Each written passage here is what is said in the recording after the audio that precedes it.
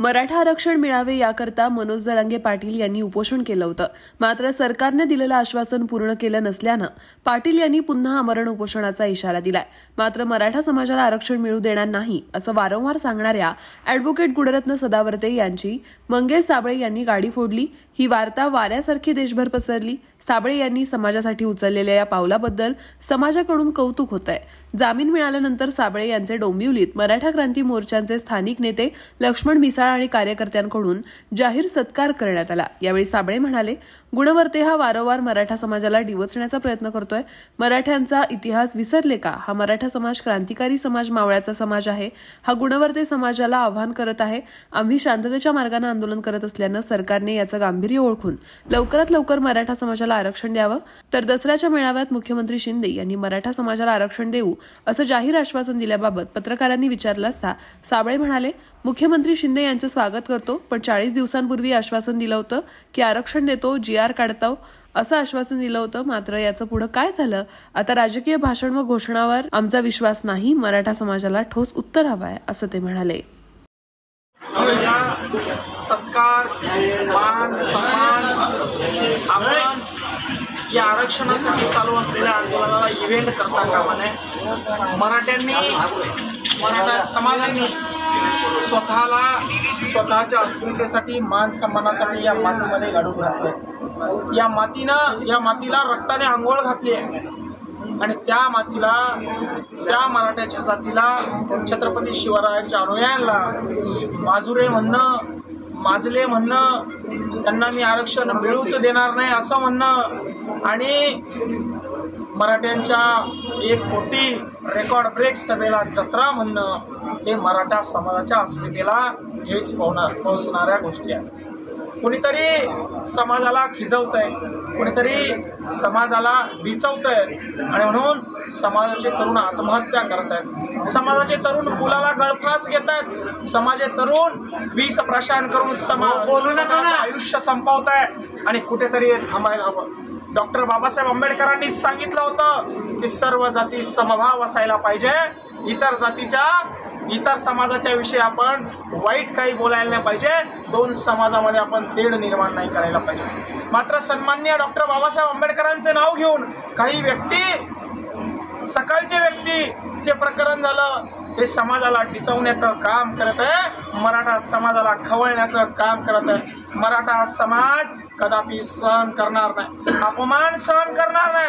अरे जगात झाले नाही असे मोर्चे झाले, जगात झाली नाही अशी सभा झाली आणि त्या सभेला जर का कोणी यात्रा म्हणत असेल, मराठ्यांच्या अस्मितेला कोणी माजला म्हणून म्हणत असेल, अरे छत्रपती शिवाजी महाराजांनी, छत्रपती संभाजी महाराजांनी समाजासाठी आयुष्य घातलं.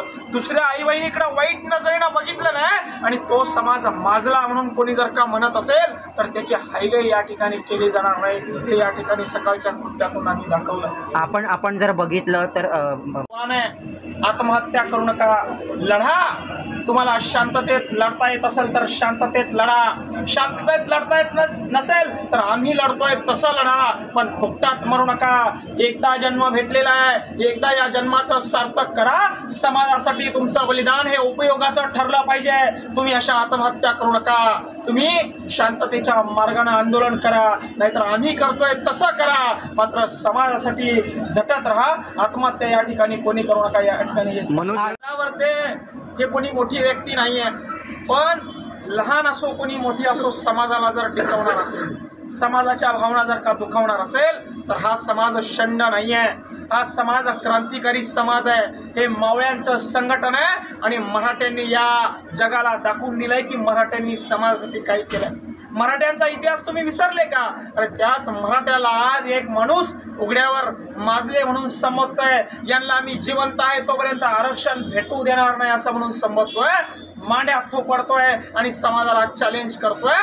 तर समाज स्वतंत्र हे फक्त उपोषण करून मिळालेलं नाही, तर स्वतंत्र शहीद भगतसिंग, राजगुरू आणि सुखदेव यांच्यामुळे सुद्धा मिळवलेलं आहे. हे सुद्धा या ठिकाणी मी नमूद करतो.